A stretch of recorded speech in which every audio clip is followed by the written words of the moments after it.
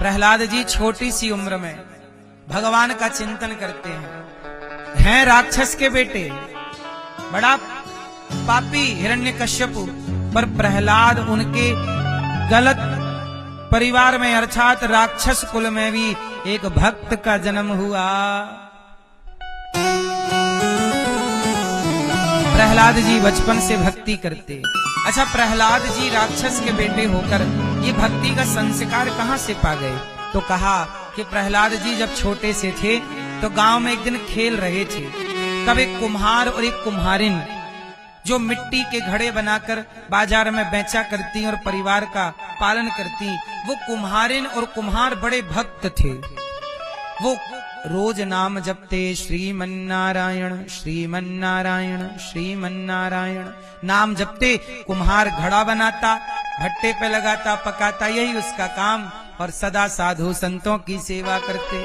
एक दिन की बात है कि कुम्हार ने घड़े को भट्टे पर रख करके आग लगा दी। आग जली तो हुआ क्या कि घड़े के अंदर ना जाकर के कि बिल्ली ने बच्चे को जन्म दे दिया। किसको जन्म दिया? बिल्ली के बच्चे।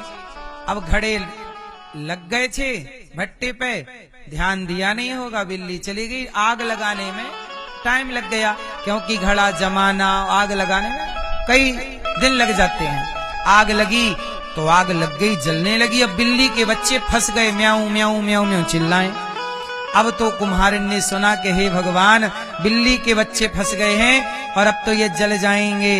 हाथ जोड़कर भगवान से कहा, हे प्रभु, यदि मैंने आपको सच्चे मन से याद किया है, यदि मैं आपके सिवा किसी से प्रेम नहीं करती, तो प्रभु उन बच्चों की रक्षा कीजिए, मुझे मार दो, पर बिल्ली के बच्चों का मुझे हत्या ना लग जाए। अब कुम्हारिन भगवान का नाम लेती खड़ी हो गई।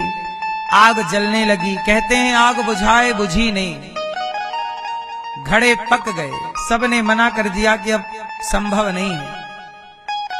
यदि भट्टे को हटाते हैं तो आग उड़ उड़ के कहीं जाएगी, हवा चल रही है, उड़ेगी तो किसी का घर जला देगी। इसलिए अब भट्टे को खोल भी नहीं सकते, पकने का इंतजार। पूरा भट्टा पक गया, सारे घड़े लाल हो गए, सबको लगा के बिल्ली के बच्चे मर गए। कुम्हारिन ने एक एक घड़े को उल्टा पलटा कर देखा कि सारे घड़े तो पक गए, बिल्ली के बच्चे मरे कि नहीं। सबको लगा मर गए, सबने देखा, पर बच्चे मिले ही नहीं।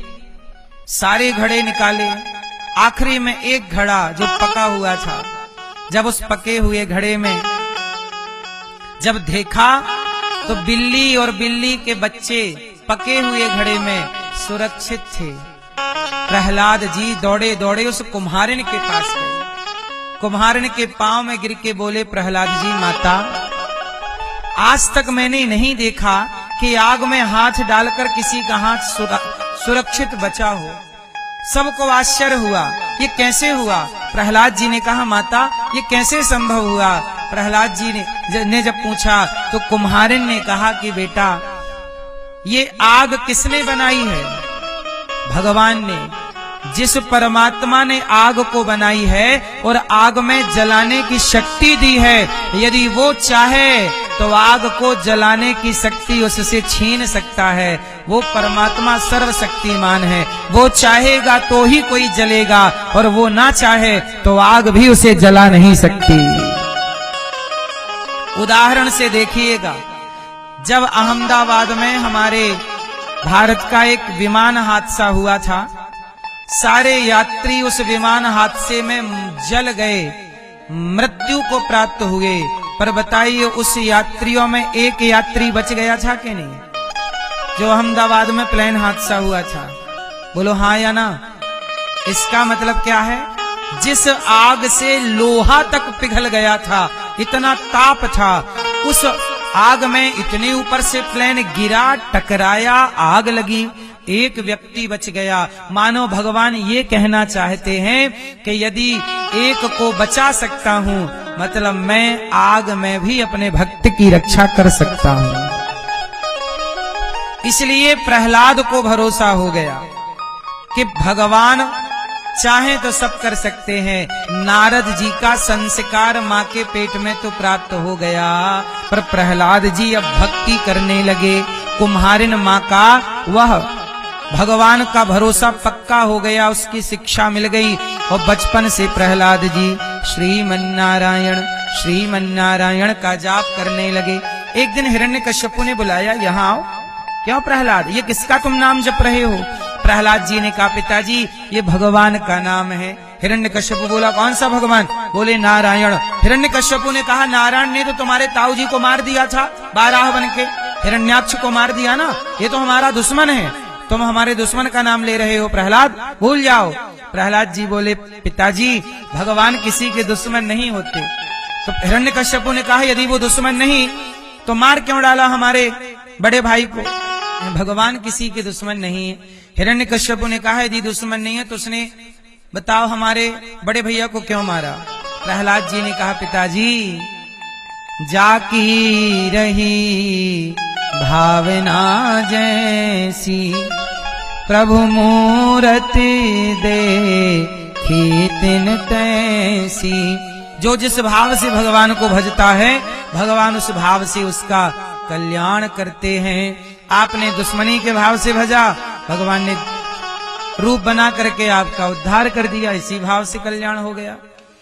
प्रहलाद जी को देखा हिरण्यकश्यपु ने, लगा कि बच्चे की बुद्धि बिगड़ गई है, भेज दिया पढ़ने के लिए संडामर्क के यहाँ। शुक्राचार्य जी के पुत्र पढ़ाने लग गए प्रहलाद जी को, पर प्रहलाद जी को उनकी पढ़ाई बिल्कुल अच्छी नहीं लगती। प्रहलाद जी अपने मित्रों के साथ बैठते और मित्र बोलते कि प्रहलाद तुम तो मेरे संग रहते हो, मेरे साथ खाते पीते हो, ये भगवान की भक्ति के संस्कार कहाँ से आए? तब प्रहलाद जी ने बताया कि जब मैं अपनी माता के पेट में था तब मेरी माता का अपहरण देवराज इंद्र ने किया और इंद्र ले गए तो नारद जी अपनी कुटिया पर ले गए और नारद जी ने मेरी माँ को खूब कथा सत्संग कराया, वही संस्कार मेरे भीतर चला गया। माँ तो सब भूल गई, पर नारद जी ने जो जो ज्ञान दिया वो सब मुझे याद है। इसलिए मित्रों, आपसे भी मैं कहता हूँ, कौमार आचरेत प्राज्ञो धर्मान भागवतानिहा दुर्लभम मानुषम जन्म तदप्यध्रुवमर्चदम। देखो तुम भी मेरी तरह भगवान का आश्रय ग्रहण करो। कौमार आचरित प्राज्ञो, बचपन से ही, कुमार अवस्था से ही भगवान का चिंतन स्टार्ट कर दो। क्यों? क्योंकि दुर्लभम मानुषम जन्म, ये मानव जन्म बड़ा दुर्लभ है। प्रहलाद जी कह रहे हैं ये बात किसको? अपने दोस्तों को, अपने मित्रों को, सखाओं को, कि ये मानव शरीर बड़ा दुर्लभ है, इसे गवाओ ना। आप तुरंत भगवत चिंतन में लगो। प्रहलाद जी तो खुद भक्त थे ही, सारे दोस्तों को भी भक्त बना दिया, सब कीर्तन करने लग गए। गुरुजी ने देख लिया, गुरुजी ने प्रहलाद जी को डांटा, क्या तू बच्चों को बिगाड़ रहा है? गर्मियों की छुट्टी आई तो प्रहलाद जी घर गए। हिरण्यकश्यप ने पूछा, प्रहलाद बेटा यहाँ आओ, गोद में बैठो। लाड़ किया, प्यार किया हिरण्यकश्यप ने। प्रहलाद से कहे, बेटा बताओ गुरुकुल में क्या पढ़कर आए हो? प्रहलाद जी ने कहा, पिताजी मैंने 9 बातें बढ़िया बढ़िया पढ़ी हैं, कहो तो बताऊं क्या? कहा, श्रवणम कीर्तनम विष्णु स्मरणम पाद सेवनम अर्चनम वंदनम दास्यम सख्यमात्म निवेदनम। प्रहलाद जी ने कहा श्रवणम। हिरण्यकश्यप ने कहा ये क्या है? कहा पिताजी भक्ति है ये। अच्छा बताओ भक्ति कितने तरह की होती है? संतों ने अलग अलग बातें कही, परंतु 9 तरह की भक्तियां कही गई हैं रामचरितमानस में भी और भागवत जी में भी। भक्ति कितने तरह की होती है? 9। कौन कौन सी? श्रवणम, जो आप कथा सुन रहे हैं ये पहली भक्ति है, श्रवणम। दूसरी भक्ति क्या? इसलिए आप कथा सुना करो, ये पहली भक्ति है। कीर्तनम, कीर्तन किया करो, ये दूसरी भक्ति है। कीर्तन, श्री कृष्ण गोविंद हरे मुरारे, हे नाथ नारायण वासुदेव, ये दूसरी भक्ति है। कीर्तन करना, श्री राम जय जय राम, कीर्तन करना कौन सी भक्ति है मेरी माँ? श्रवणम कथा सुनना पहली, कीर्तन करना दूसरी। श्रवणम कीर्तनम, स्मरणम भगवान का स्मरण करते रहो, काम करते हुए स्मरण, याद भगवान की। जैसे पत्नी पति को याद रखती है, माँ पुत्र को, ऐसे भगवान को याद रखते रहिए। स्मरणम, श्रवणम कीर्तनम स्मरणम, पाद सेवनम। पाद सेवनम मतलब चरण सेवा। अपने माता के पांव दबाओ, पिता के पांव दबाओ, गुरु के चरण दबाओ, गुरु की सेवा। सेवा का मतलब केवल पांव दबाने से नहीं, गुरु की आज्ञा का पालन करना सेवा है, माँ की आज्ञा का पालन करना सेवा है, पिता की आज्ञा का पालन करना, बुजुर्गों की सेवा करना, कुत्ते को रोटी देकर सेवा करना, प्यासे को पानी देकर सेवा करना, किसी भूखे को रोटी देकर, हर जीव की, हर प्राणी की, माता पिता गुरु अतिथि सबकी सेवा। सेवा कौन सी भक्ति है? चौथी, श्रवणम कीर्तनम स्मरणम पाद सेवनम। सेवा कौन सी भक्ति है? चौथी। इसलिए सेवा भक्ति है। इसलिए कहता हूँ सेवा किया करो, अपने माता पिता के चरण सेवा, गुरुजनों की सेवा। आज्ञा, गुरु जी कहते हैं सच बोलो, आप सच बोलने लग गए, यही सेवा है। आप गुरु के वचनों का पालन कर रहे हैं, माँ बाप ने कहा ऐसा करो, आप माँ बाप की आज्ञा का पालन कर रहे हैं, ये वचन सेवा है। मुझे पूज्य गुरुदेव भगवान ने पिछले वर्ष आज्ञा दी कि आपको श्रोतमुनि में कथा सुनानी है। अब दास ने पूज्य गुरु जी की आज्ञा का पालन किया। बड़ों की, गुरुजनों की आज्ञा का पालन करना ही सेवा है, ये सेवा है। उनकी आज्ञा का पालन करना क्या है? इसलिए आप भी सेवा, सेवा से ही भगवान मिलते हैं। सबसे सेवक धर्म कठोरा, सबसे कठिन काम क्या है? सेवा करना। इसलिए आजकल लोग सेवा कम करते हैं। बहू अपने सास की सेवा कम करती।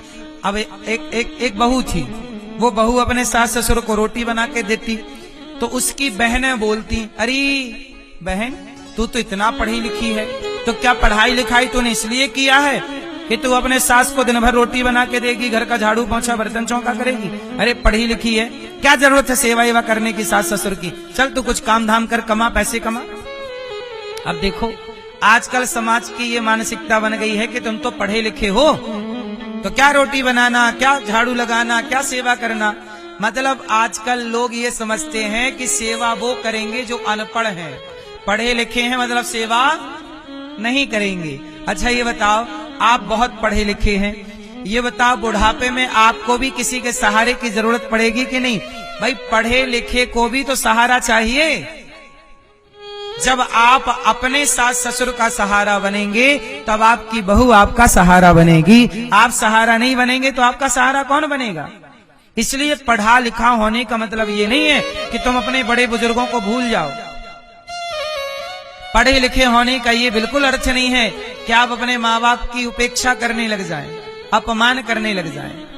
पढ़े लिखे होने का मतलब है कि आप सेवा करें।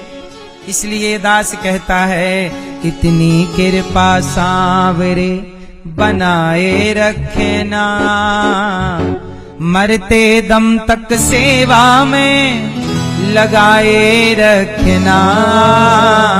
हे प्रभु मरते दम तक हमें सेवा में लगा के रखना। अच्छा लक्ष्मण जी ने राम की सेवा को चुना कि नहीं? बोलो हाँ। लक्ष्मण जी बोलते मैं क्यों वनवास जाऊं, मैं क्यों परेशान हूं, मुझे तो वनवास मिला नहीं। लेकिन राम जी की सेवा लक्ष्मण जी ने की कि नहीं? हनुमान जी राम की सेवा किए कि नहीं? पहले तो सेवा ही की जाती थी, श्रवण कुमार ने सेवा की। बस आजकल है कि कुछ लोग सेवा करने से भागते हैं। हर बेटा हर बहू जिम्मेदारी से सेवा करती तो किसी भी माता को वृद्धाश्रम जाने की जरूरत ना पड़ती। हर बेटा हर बहू जिम्मेदारी से सेवा करते तो क्या किसी बूढ़ी माँ को घर से निकलने की जरूरत पड़ती? बोलो मेरी माँ। इसलिए आजकल लोग गैर जिम्मेदार हो गए, जिम्मेदारियों से भाग गए। तो सेवा चौथी भक्ति है। इसलिए दास अनिरुद्ध ने सेवा पकड़ी है कि भगवान इसी सेवा, और ये भक्ति भी है चौथी, भगवान इसी से मिलेंगे। श्रवणम कीर्तनम स्मरणम पाद सेवनम अर्चनम। तुलसी ले लो 11 पत्ते 21 पत्ते, तुलसी से भगवान का अर्चन किया करो। विष्णु सहस्त्र नाम से नहीं बने तो केवल श्रीमन्नारायण चरणौ शरणम प्रपद्ये श्रीमते नारायणाय नमः। भगवान श्रीमन्नारायण का नाम लेकर एक एक तुलसी का पत्ता भगवान को चढ़ाओ, अर्चन करो। अर्चनम वंदनम भगवान से रोज प्रार्थना किया करो। आप लोग स्तुति करते हो भगवान की, क्या कहते हो आप बताओ भैया, क्या कहते हो आप रोज भगवान से, क्या कहते हो, क्या कहते हो? स्तुति कैसी स्तुति करनी चाहिए? रोज भगवान से हाथ जोड़ के कहना चाहिए, हे प्रभु आप ही हमारी माता हो, आप ही हमारी पिता हो, हमें आपके सिवा हमारा कोई नहीं।